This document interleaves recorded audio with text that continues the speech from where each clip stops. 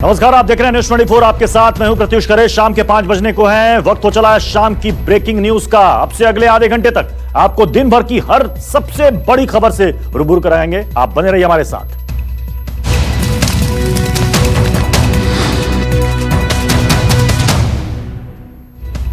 पहली breaking news, corona काल में छठी बार पीएम मोदी का देश के नाम संबोधन। प्रधानमंत्री गरीब कल्याण योजना नवंबर तक जारी रहेगी। पीएम मोदी का बड़ा ऐलान। उन्होंने कहा कि त्योहारों का मौसम लोगों के लिए है और इसी वजह से ये गरीब कल्याण योजना बढ़ाई जा रही है। पीएम ने कहा 80 करोड़ लोगों को खाद्य की दिक्कत ना हो, इसकी व्यवस्था की जा रही है।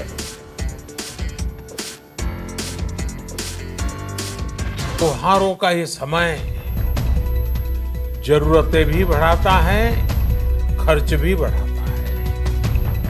इन सभी बातों को ध्यान में रखते हुए ये फैसला लिया गया है कि प्रधानमंत्री गरीब कल्याण अन्न योजना का विस्तार अब दिवाली और छठ पूजा तक, यानी नवंबर महीने के आखिर तक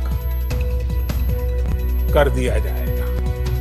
यानी 80 करोड़ लोगों को मुफ्त अनाज देने वाली ये योजना अब जुलाई, अगस्त, सितंबर, अक्टूबर, नवंबर में भी लागू रहेगी।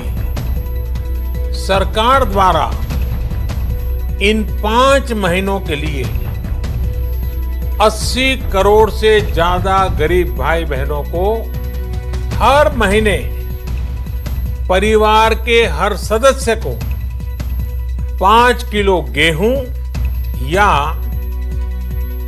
5 किलो चावल मुफ्त मुहैया कराया जाएगा।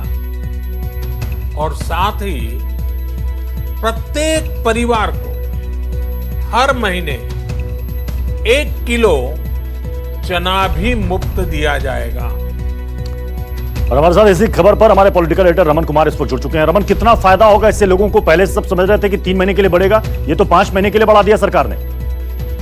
देखिए, आप कह सकते हैं कि प्रधानमंत्री के इस ऐलान के बाद पूरे देश में जो कि अप्रैल से ये योजना चल रही थी, इसका लाभ इतने बड़े पैमाने पर लोगों को मिल रहा था। प्रधानमंत्री ने खुद ही कहा कि 80 करोड़ लोगों को इसका फायदा मिलेगा। लेकिन बिहार के चुनाव को भी ध्यान में रखा गया है प्रधानमंत्री के इस ऐलान में, ताकि उन्होंने कहा कि दीपावली और छठ, यानी कि जो बड़ा त्योहार एक होता है बिहार के लोगों के लिए, उनको भी संदेश दिया गया है। यानी कि बिहार में विधानसभा का चुनाव जो कि होने वाला है कुछ दिनों के बाद, उसको भी टारगेट किया गया है। साथ ही साथ इस योजना का लाभ अगले नवंबर तक लोगों को मिले, इस बात की सरकार ने पूरी कोशिश की है। क्योंकि कोरोना का अभी संक्रमण खत्म नहीं हुआ है। कोरोना के चलते जो लोग बड़े पैमाने पर बेरोजगार हुए हैं, जो प्रवासी मजदूर अपनी अपने शहरों से गांव की ओर गए हैं, उनको खाने की कोई समस्या नहीं हो, इस बात का ध्यान में, इस बात को ध्यान में रखकर प्रधानमंत्री ने ये ऐलान देश के नाम संबोधन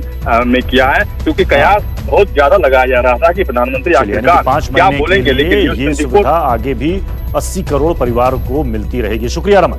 अपने संबोधन में प्रधानमंत्री मोदी ने कहा कि बीते 3 महीनों में 20 करोड़ गरीब परिवारों के जनधन खातों में सीधे 31,000 करोड़ रुपए जमा करवाए गए हैं। 9 करोड़ से अधिक किसानों के बैंक खातों में 18,000 करोड़ रुपए जमा हुए हैं। सरकार ने पूरी व्यवस्था की है कि जिससे गरीबों और वंचितों को इस कोरोना संकट काल में परेशानी ना हो। साथियों, बीते 3 महीनों में 20 करोड़ गरीब परिवारों के जनधन खातों में सीधे 31,000 करोड़ रुपया जमा करवाए गए। इस दौरान 9 करोड़ से अधिक किसानों के बैंक खातों में 18,000 करोड़ रुपए जमा हुए हैं। प्रधानमंत्री मोदी ने कहा कि कोरोना वैश्विक महामारी के खिलाफ लड़ते हुए अब अनलॉक 2 की तरफ हम बढ़े हैं। पीएम मोदी ने लापरवाही करने वाले लोगों को सलाह भी दी और कहा कि इस समय जो लोग लापरवाही कर रहे हैं वो ये नहीं समझ रहे हैं कि वो कोरोना के खिलाफ लड़ाई को कमजोर कर रहे हैं। ऐसे लोगों को लापरवाही करने से रोकना होगा और नियमों का पालन कराना होगा।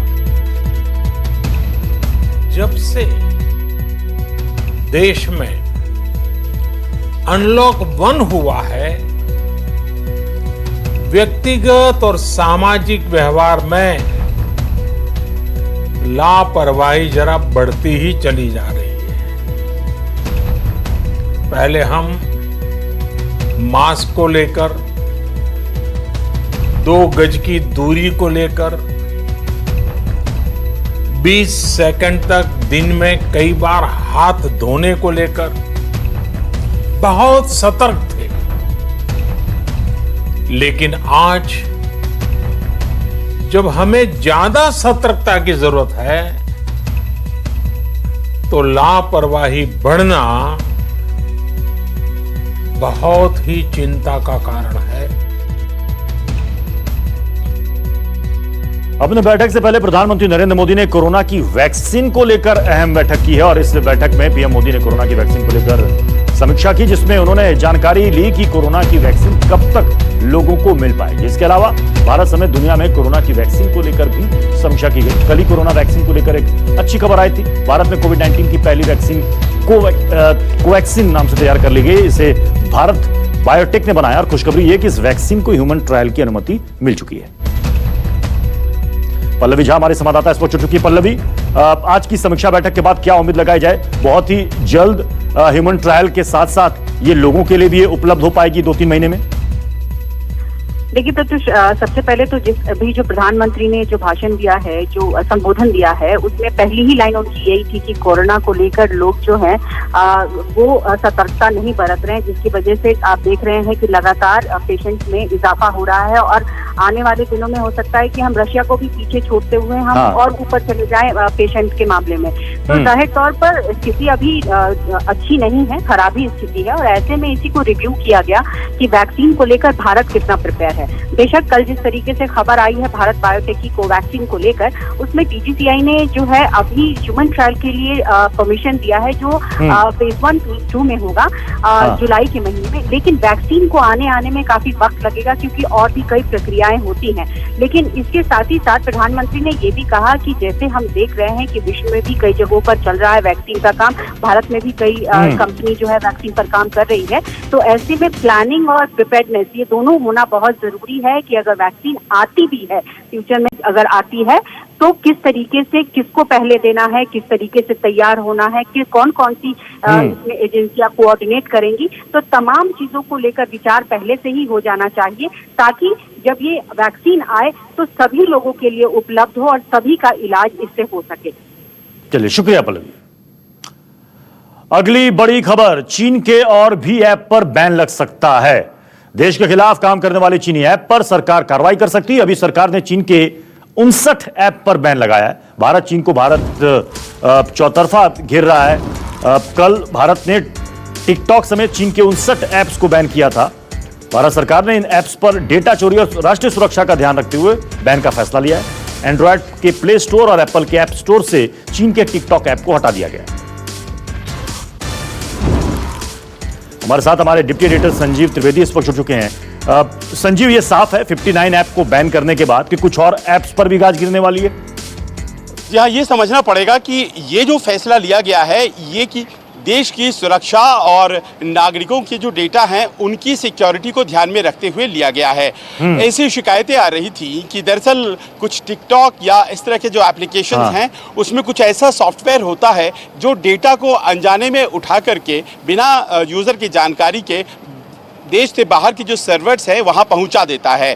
तो ऐसे में सुरक्षा जो है उसका हनन हो रहा था, प्राइवेसी निजता का हनन हो रहा था और उसको ध्यान में रखते हुए फैसला लिया गया है। अब इस क्राइटेरिया, इस सिद्धांत के तहत कुछ और भी ऐसे ऐप्स हैं जिनकी मांग हो रही है और ये मांग जो है वो आईटी एक्ट के अनुसार की जा रही है। इसमें कहीं वो एंगल जो है अभी तक सरकार ने नहीं कहा है कि हम चीन से घृणा करते हैं और इसीलिए चीन के ऐप्स हम डिलीट कर रहे हैं, बल्कि सुरक्षा और निजता जो है वो अपने आप में अहम है और उसके मद्देनजर कुछ और ऐप्स होंगे जिनको कि आने वाले दिनों में संजीव, आप हमारे साथ बने रहें। बैन लगाए जाने के बाद टिकटॉक की तरफ से बयान भी सामने आ गया है। टिकटॉक ने कहा कि भारत सरकार के आदेश के मुताबिक ऐप को बंद करने की प्रक्रिया में है। संबंधित अधिकारियों से बातचीत हो रही है। टिकटॉक कंपनी ने सफाई देते हुए कहा कि भारतीय कानून के तहत डेटा को गोपनीय रखना और सुरक्षा आवश्यकताओं का पालन करना जारी रखा जाएगा। हमने किसी भी भारतीय टिकटॉक यूजर की कोई भी जानकारी विदेशी सरकार या फिर चीन की सरकार को नहीं दी है।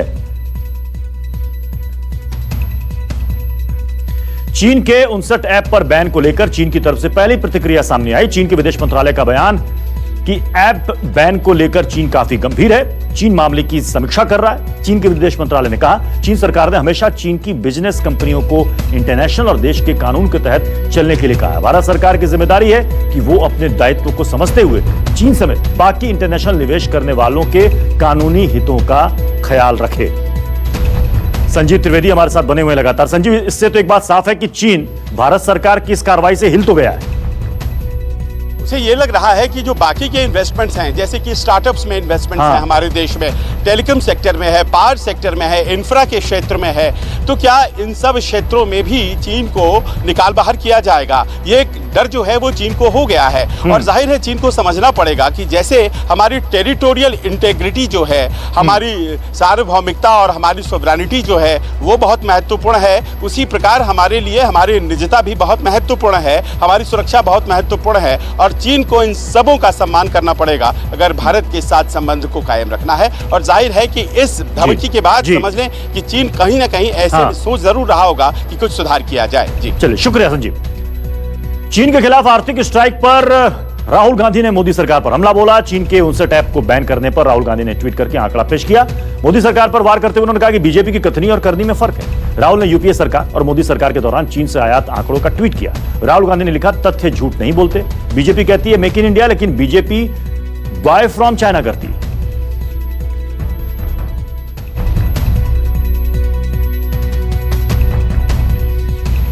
यह चीन पर आर्थिक स्ट्राइक पर राहुल गांधी का यह ट्वीट। वो कह रहे हैं कि तथ्य झूठ नहीं बोलते। राहुल गांधी ने एक बार फिर से ट्वीट करके मोदी सरकार को घेरा और पूछा, देश को बताइए चीनी सेना को हिंदुस्तान से बाहर कब और कैसे करेंगे। राहुल गांधी ने वीडियो जारी करते हुए कहा कि पूरा देश जानता है कि चीन ने भारत की पवित्र जमीन छीनी।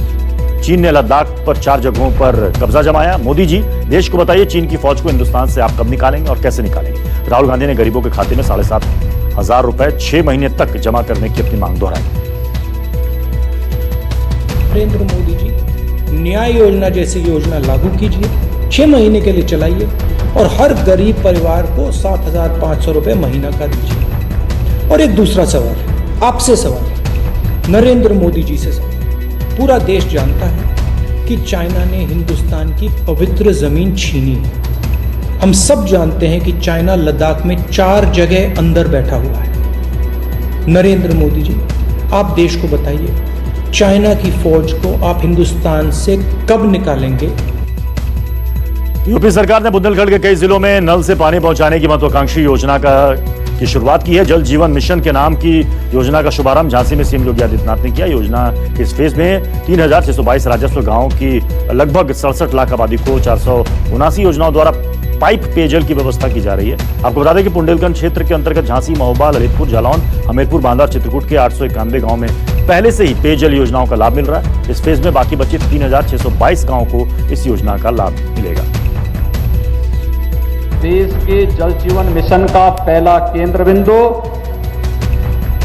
बुंदेलखंड का ये क्षेत्र बन रहा है, जो कभी सूखे के लिए अभिशिप्त माना जाता था, लेकिन अब बुंदेलखंड केंद्र और प्रदेश में भारतीय जनता पार्टी नेतृत्व की सरकारों के नेतृत्व में कार्य कर रहा है।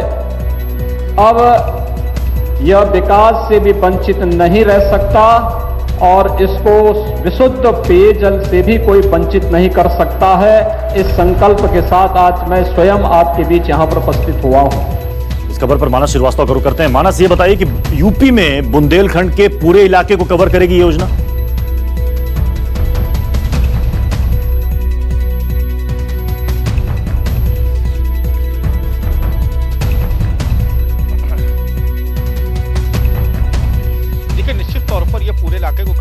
करेगी और 10,000 करोड़ से भी ऊपर की परियोजना है जिसका आज शुरुआत कर दी गई है। दरअसल पिछले जो लोकसभा चुनाव था उस वक्त बांदा की रैली में प्रधानमंत्री नरेंद्र मोदी ने यह वादा किया था कि बुंदेलखंड से वो पानी की समस्या का, जो पेयजल की समस्या, उसको समाप्त करेंगे। उसके बाद से लगातार इस पर काम चल रहा था और करीब करीब उत्तर बुंदेलखंड के जो 7 जिले हैं जहां पर बहुत सूखा रहता था और बड़ी पानी की बहुत समस्या थी और खासतौर से पेयजल की समस्या थी। लोगों को कई कई किलोमीटर दूर जाकर के एक एक बाल्टी पानी डालना पड़ता था। तस्वीरें हम सबने देखी है, कई बार स्टोरी भी कवर किया है। लेकिन अब इस योजना के शुरू होने के बाद हर घर के यानी बुंदेलखंड का हर घर और हर घर के हर नल में जल आएगा। इस अभियान की आज से शुरुआत की गई है। बड़ी महत्वाकांक्षी योजना है। बुंदेलखंड के लोगों में इस योजना को लेकर के काफी लंबे अरसे से मांग थी कि आखिर कब तक वो कुएं और तालाब के भरोसे रहेंगे। शुक्रिया मानस। मुंबई में आतंकी हमले की साजिश, पाकिस्तान से आया ताज होटल को उड़ाने की धमकी भरा फोन। होटल ताज के बांद्रा स्थित ताज लैंड एंड को भी धमकी भरा कॉल आया। जांच में जुटी है पुलिस। फोन पर शख्स ने कहा कि कराची स्टॉक एक्सचेंज में हुआ आतंकी हमला सभी ने देखा। अब ताज होटल में 26/11 जैसा हमला एक बार फिर होगा। आतंकी हमले की धमकी के बाद मुंबई पुलिस ने सुरक्षा बढ़ाई। रात भर मुंबई पुलिस और होटल स्टाफ ने मिलकर सुरक्षा का मुआयना किया। होटल ताज में आने वाले गेस्ट और उनकी गतिविधियों पर नजर रखी जा रही है। दक्षिण मुंबई में पुलिस नाकेबंदी बढ़ाई गई है। दीपक दुबे हमारे साथ इस वक्त जुड़ चुके हैं। दीपक, जाहिर सी बात है कि पुलिस ने इस पूरे मसले को गंभीरता से लिया है। किस तरीके से वहां पर चौकसी और सुरक्षा बढ़ाई गई है? जी, कल रात को देर रात को 12:30 बजे के करीब में ये कॉल आया और कॉल करने वाले शख्स ने अपने आप को बताया कि वो पाकिस्तान से बात कर रहा है। मुंबई पुलिस ने इसकी जांच शुरू कर दी है। साइबर सेल उस कॉल को ट्रेस कर रहा है। अब तक की जानकारी के मुताबिक ये लश्कर की तरफ से ये कॉल बताया जा रहा है कि ताज होटल जो कुलाबा इलाके में स्थित है और बांद्रा इलाके में स्थित ताज लैंड एंड में ये कॉल किया गया था। मुंबई पुलिस ने इस मामले को गंभीरता से लेते हुए दोनों होटलों की सुरक्षा को बढ़ा दिया है। वहीं जो बड़ी सुरक्षा एजेंसियां हैं उन्हें भी इस बात की सूचना दी गई है। अब मुंबई पुलिस इस शख्स की जो अज्ञात शख्स है इसकी जानकारी इकट्ठा करने की कोशिश कर रही है। वहीं साइबर सेल के द्वारा इस नंबर को भी एग्जैक्ट लोकेशन को ट्रेस करने की कोशिश की जा रही है। चलिए, शुक्रिया दीपक इस पूरे अपडेट के लिए। और इस वक्त एक और बड़ी खबर बता दें, राहुल गांधी ने मोदी सरकार पर एक बार फिर से हमला किया। इस बार एक शेर के जरिए उन्होंने तंज कसा है। राहुल गांधी ने यह कहा है कि तू इधर उधर की बात ना कर, यह बता काफिला कैसे लुटा।